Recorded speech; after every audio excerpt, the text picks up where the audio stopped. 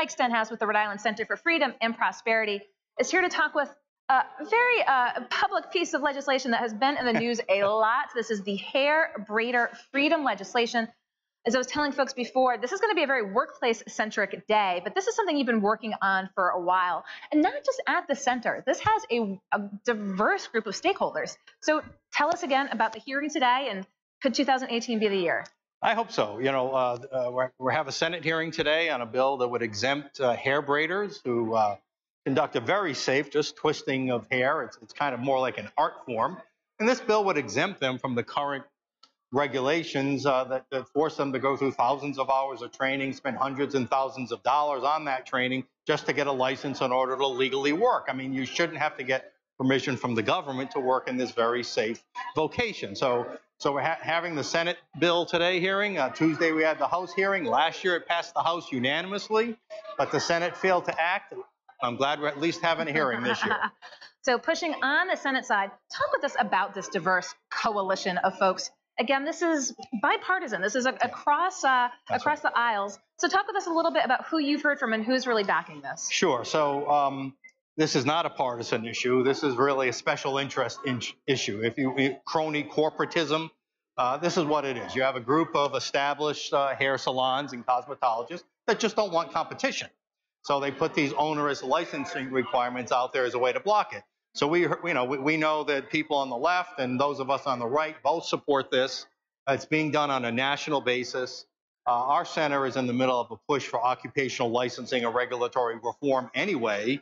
And I think this hair braider freedom issue is really the poster child for, unfair and unnecessary and onerous occupational licensing burdens. So it's really it's been the symbolism of our occupational licensing push now for 3 years. For 3 years.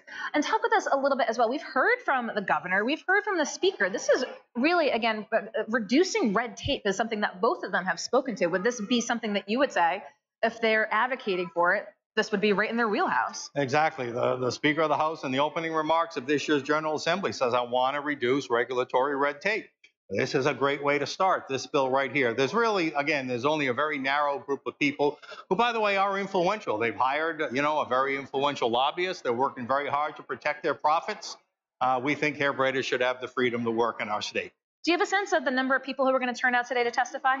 More than Tuesday. I know that. Testimony got a little heated Tuesday, so I think both sides probably went back and said we need to bring some more warriors with us. I hope there is no war, by the way. We need to have just a good, open, and rigorous debate. So it got heated. I mean, how heated did it get?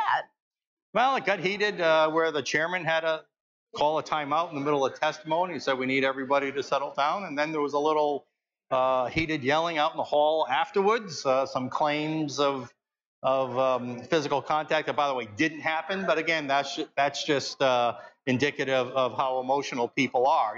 Some people really want to fight for the right for low-income mothers to have a chance to earn some extra money doing hair braiding. And there are other people, understandably, very passionate about protecting their industry. So you can understand it. Well, I'll tell you, I was up here a couple weeks ago, Mike, there was some gun legislation. They have both gun control and the gun rights folks, and things got pretty heated. This sounds like this would probably be right up there with folks. I mean, it's, as you said, a very personal issue. It is personal. It's people's career, but I do expect today in the Senate I think everybody probably learned their lesson, and I think we'll have a much more level-headed discussion today. So passing the House last year, so the focus, I'm sure, is the Senate, to see that it gets out of the Senate. This is the goal of 2018. Yeah, last year the Senate bill, there was no Senate bill per se. The bill that got passed out of the House went to the Senate that never got acted on. This year there are 4 or 5 sponsors, including a number of lady senators, who are sponsoring a Senate version of this bill. So I think we have a lot more momentum this year. I hope the hearing goes well. Again, the House passed it unanimously. Republicans and Democrats came together. I see no reason why the same thing won't happen in the Senate. And you just put out a release today, a prominent professor talking about the hair industry. It was actually on GoLocal. Again, you said this transcends Rhode Island. Yeah, and that release was from the Rhode Island Families Coalition, which is evidence of the broad philosophical agreement on this. Ray Rickman, who you know very well, is going to talk about that statement from the African-American professor at Vassar College, who actually, believe it or not, he studies the history of barbarology.